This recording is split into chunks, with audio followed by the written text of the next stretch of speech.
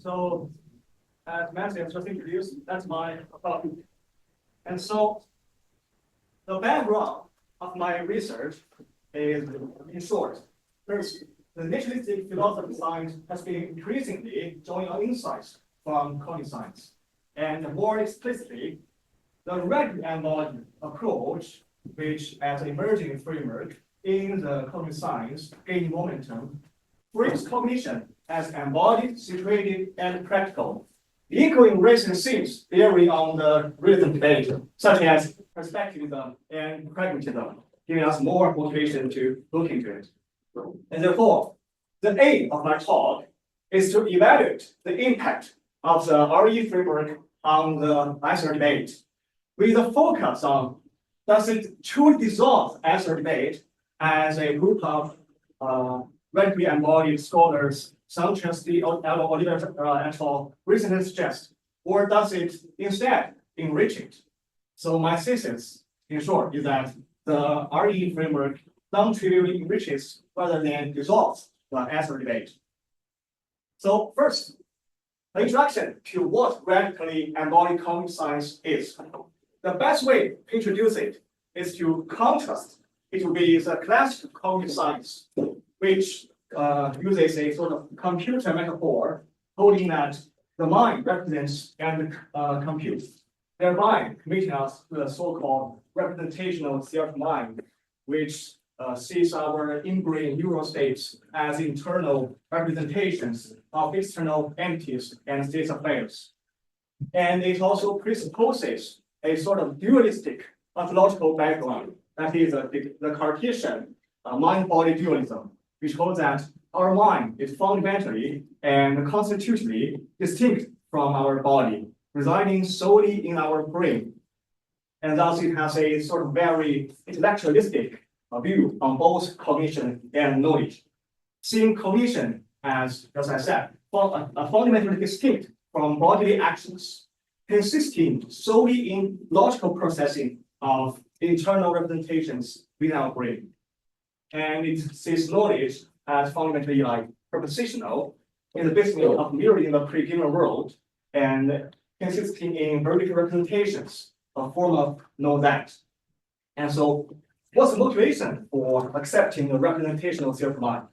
That's because of so-called poverty of stimulus problem that's arising within the dualistic mind-body framework, which in short is a problem that because at any single moment, the information that our brain receives from sensory stimulus is insufficient to specify the 3D layout of the environmental scene, so as to explain our complex and adaptive intelligent behaviors in that environment.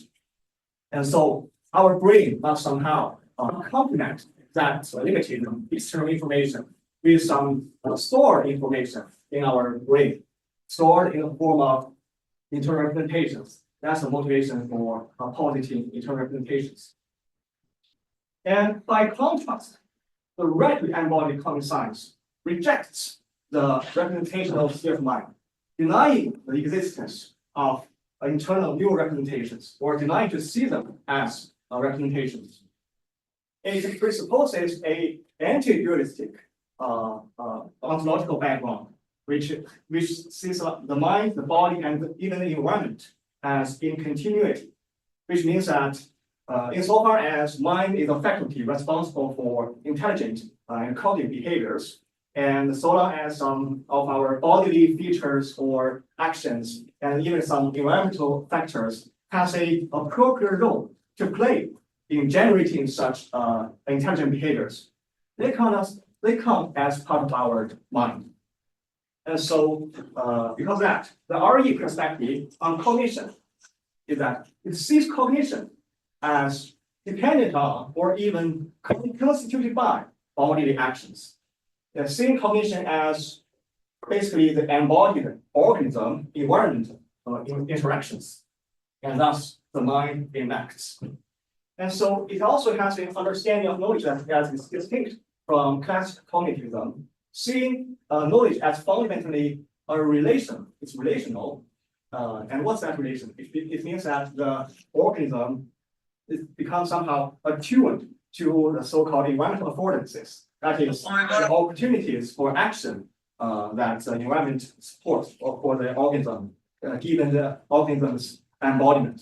So, for instance, what does it mean to say that I know this cup? Because I'm standing an appropriate epistemic relation to that, I'm somehow attuned to the affordances it offers. For instance, this graspability, and thus I can grasp it back. And as such, that understanding knowledge, basically seeing knowledge as consisting in practical skills, a form of know-how. And so, what's its motivation against accepting like internal representations? That's because it's sort of like a parsimony consideration, a sort of all-comes reason. It's like because within the their attitude's ontological background, there's no mind-body dualism, and thus no property of schemas problem, and thus we don't need to call it internal representations. With this basic understanding of the core schematic ideas of regular and modern science, we can now consider how scientific practice is seen through the lens of RUCS. And so, to clarify, what does it mean to understand scientific practice through the lens of regular and modern science? At a minimum, it means that in explaining science, we follow RUCS in doing away with internal representations. But more importantly and more interestingly, it means that in conceptualizing science, in conceptualizing what science is and what it's about, we draw on the central schemas and insights embedded within the conceptual frameworks of regular and modern science. Why that's the case? Because as a group of scholars have recently reviewed, and I think quite insightfully, our views of mind and science have always been deeply connected. As an illustration, just consider how close the conceptual link our traditional conception of science is to classical cognitivism. So in short, our traditional conception sort of commits to a representational theory of science. That is, science is in business of producing representations of the physical world. And it also sort of presupposes a human nature dualism, seeing human beings as standing afar from the nature, gazing at it, and just trying to overcome a abstract gap between them. And as such, it has a sort of a intellectualistic understanding of what science is, seeing scientific knowledge or scientific theories as fundamentally distinct from practices, although informed by it. And seeing science as by and large a rational enterprise of logical reasoning over data acquired through practices within the so-called abstract space of reasons. That's why as philosophers, we always talk about science in terms of such rational or logical terms like justification, that stuff. And we understand scientific knowledge as like propositional, merely in the sort of pre-given world, great representation from that. That's the traditional understanding of science. So in parallel, so you can see that all that traditional conception is probably in parallel to the classical cognitive. So in the same period, we can sort of also form a parallel, lower conceptual science from the regular embodied perspective. So we see science is in the business of attuning human beings to have more aspects of our environment of scientific practice. And it's human as part of nature, as committing to a human nature continuity.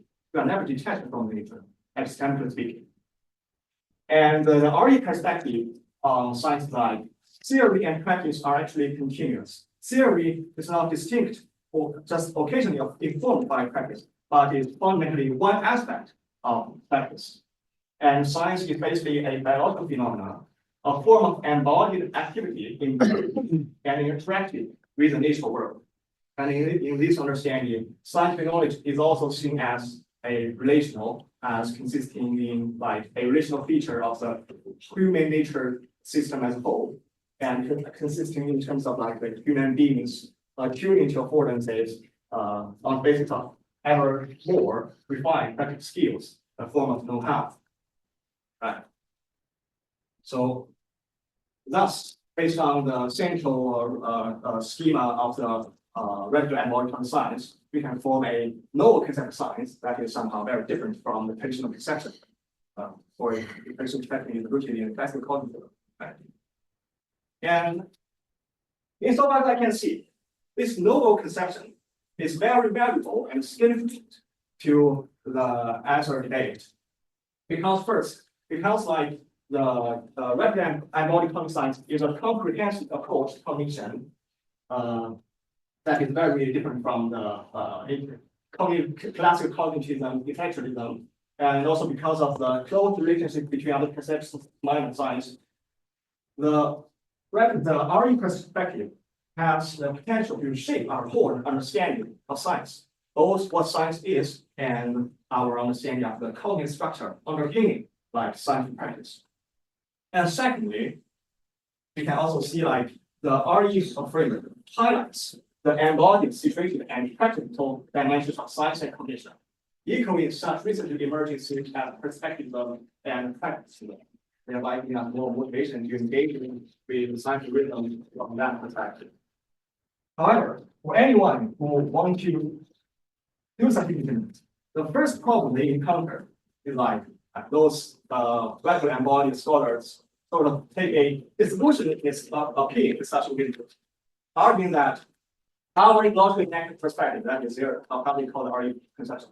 Our ecologically negative perspective is not a middle ground position, but amounts to a rejection of the realism, objectivism, versus anti-realism, constructivism spectrum as a whole. So, why do we hold that? The first, they think that the whole answer debate presupposes the representational theory of science. And they say, views throughout the spectrum can be seen as relying on this same representational theory of science assumption. And they also hold that the representational theory of science, just like the representational theory of mind, presupposes a dualistic ontological framework. As they put it, both extremes as well as the position in between along the realism and spectrum can both create the inadequate recognition of human nature as well as knowledge and practice.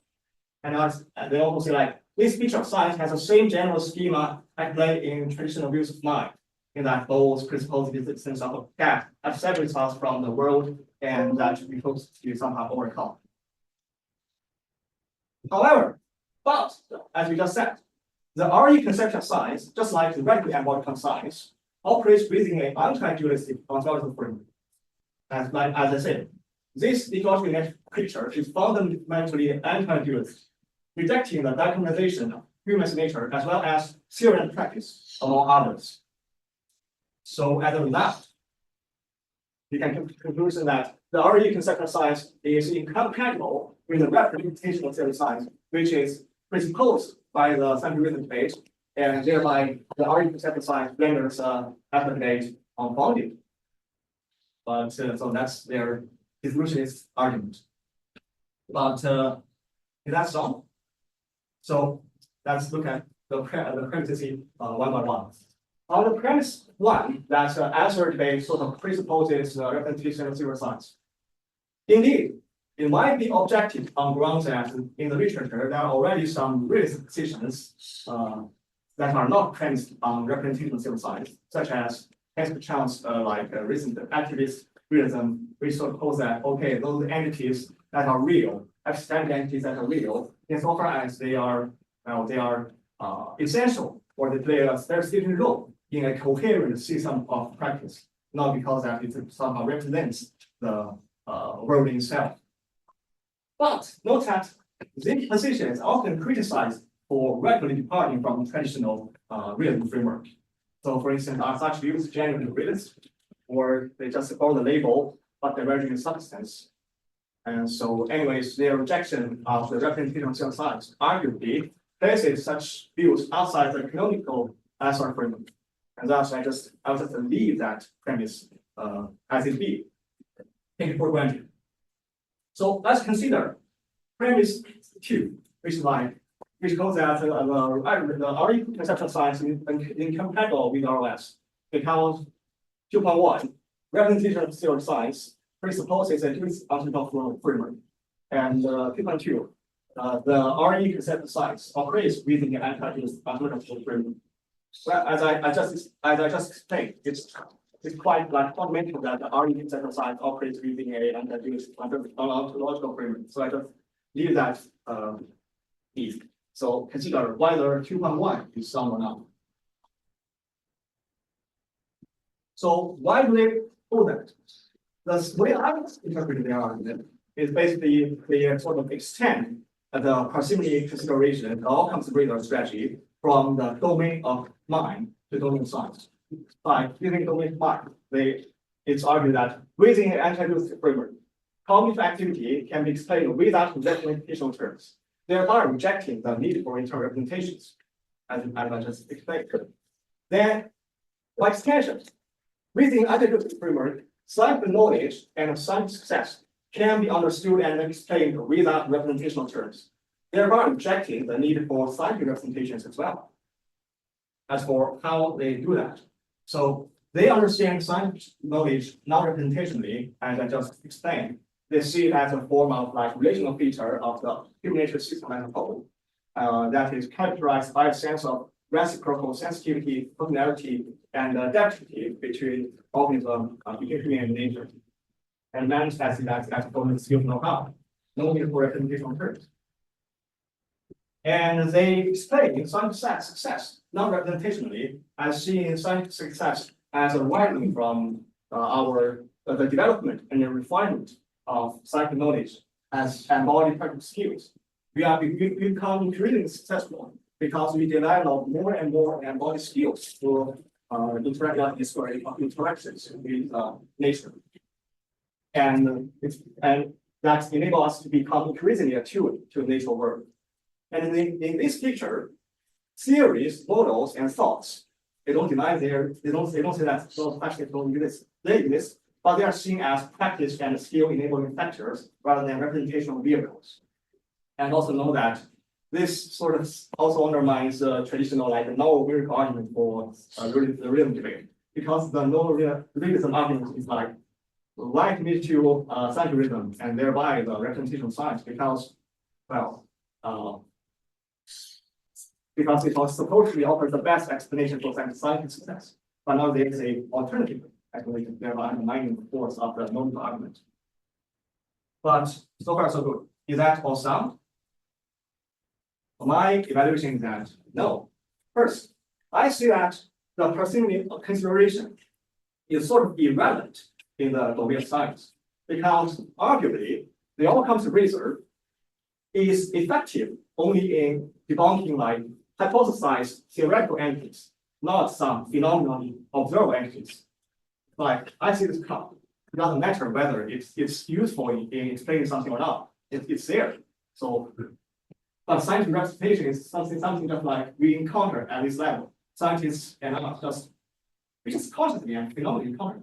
It's such theories, such laws, such thoughts, such propositions, just represented. And so, whereas internal representations are hypothesized theoretical entities, scientific representations are more akin to phenomenal observed entities, ready to be perceived and explained. We are even capable of actually producing them. Yeah. Moreover, which is sort of a cliche, right? So just because scientific success does not, or scientific knowledge does not require scientific representations to be properly understood or explained, that does not mean that there may be some other explanations exist. And third, sufficiency does not imply exclusivity. Even if, like, we can, from the RE perspective, we can understand scientific success and scientific knowledge without representations. That does not mean that the representational perspective should just be eliminated. Arguably, the intuitive plausibility of both approaches, the representational, the traditional approach, and also the RE approach, suggests that scientific practice can accommodate multiple explanatory and exploratory perspectives, making perhaps philosophical pluralism more valuable. It's like I think that we are also to pluralism because it supposedly enables us to gain deeper understanding of the same explanation. And so that comes to my next section. I argue that the representational framework, rather than dissolving the debate, has the potential to enrich the answer debate in non-trivial ways. I use non-trivial because in case people say, okay, as long as you say something new in the debate, even if you claim that it dissolves, it counts as enrichment in a sense. So I want to say that it enriches in non-trivial sense. First, it enriches the answer debate as by and large traditionally conceived, or by and large preserving some core motivation that's behind the traditional debate. The first is that it's still operating within a representational framework and caring about knowing that what is real. And second, it recognizes the value and significance of metacognitive philosophical reflection, thereby distinguishing value from so-called like naturalistic or quietism, which we don't take philosophical metacognitive perspective just follow scientists. And moreover, it has the potential to enrich our understanding of the realism position per se, shedding new light on various issues and perspectives regarding the answer position. As illustration, I shall argue that the following areas can be potentially enriched. First, the perspectival and pragmatic aspects of scientific knowledge, and second, the practice and pragmatic turn. And so, as I see it, the RE framework has a potential to enrich our understanding of the perspective nature of scientific knowledge. So, given that from the RE perspective, our science practice, scientific practice, and cognition are all deeply like embodied, situated. So perhaps scientific knowledge is not only historically and culturally situated, as we kind of see constitutionally argued, but also fundamentally embodied and ecologically situated, which ultimately is conditioned by history of all these environmental interactions spanning across both ontogenetic and phylogenetic scales, which means that well, that's a very that's a perspective like conditioned by our both our how during a lifetime we develop ever more embodied practical skills, but also how throughout the evolutionary history our embodiment and cognitive like structure has been shaped accordingly. So that potentially is a deeper understanding of science perspective, one that's worth investigation. And it also, as I see it, has the potential to reconcile perspective and rhythm, or to shed new light on that issue. That's because, like, even understanding that scientific perspectives are deeply embodied, logical, and enacted in nature. Perhaps we can ask the following question: that can scientific knowledge claims be considered true of facts about affordances specific to those embodied perspectives? That is, those aspects of the world that matter to our embodied perspective in that you can sort of be structurally coupled to that perspective, so as to enable our successful interacting with them to generate all sorts of scientific success. And it's facts about affordances. So maybe not affordances as they are in themselves, but patterns or dispositional facts, etc. And well, the above point also applies to how to perhaps shed new light on reconciling pragmatism and realism. If we can inquire into perhaps the hypothesis that science knowledge claims can be understood as capturing just that facts about affordances relative to their respective scientific perspectives that are deeply embodied, ecological, and enacted in nature. So why that is that contest in continuity with pragmatism, because as I said, it's basically about it's basically about like the affordances, opportunities for practice and action. And moreover, it has, as I see it, it also has a potential to inform on the contemporary term. First, by having a deeper understanding of what scientific practice is from relatively embodied perspective, and also have perhaps a better understanding of the cognitive structures of scientific practice from the relatively embodied perspective. Well, we can perhaps assess the evidence adequacy on a case-by-case basis better. make better self-assessment. And it also just highlights the value, as I mentioned, of metacognitive philosophical reflection. That's because particularists sometimes are just charged for, okay, you say that we just go into all the initial details, but what new can you offer compared, what can you add to the science, to the reasoning the scientists themselves make? We study how science work from a random antibody perspective, making it more concrete. And it's also thereby downplaying both naturalist quietism and absolute particularism, which says that, okay, no cross case study, just focus on the cases. But the radically embodied the right embodied structure on the cognitive structure on opinion science is something that can be tested in cross cases. So it's not absolute particularism. And so the application to the pragmatist term, I see that it's first giving it with a better understanding of like scientific practice from radically embodied perspective. We can perhaps improve our assessment of how risk or anti-risk incentives may be more or less useful within specific domains, with understanding of how scientists or the scientific community and scientific system are structurally coupled with that phenomenal domain.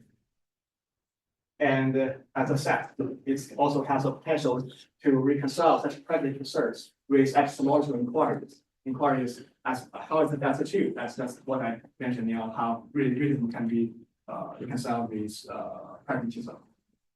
And so, in conclusion, rather than dissolving the scientific realism debate, the radically embodied perspective non-trivially enriches it. Because first, despite the close relationship between our conceptions of mind and sight, the RE rationale, the parsimonic consideration, for rejecting internal representations does not extend to scientific representations.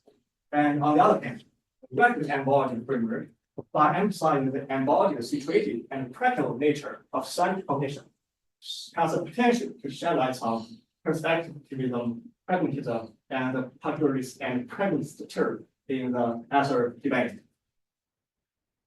Thank you.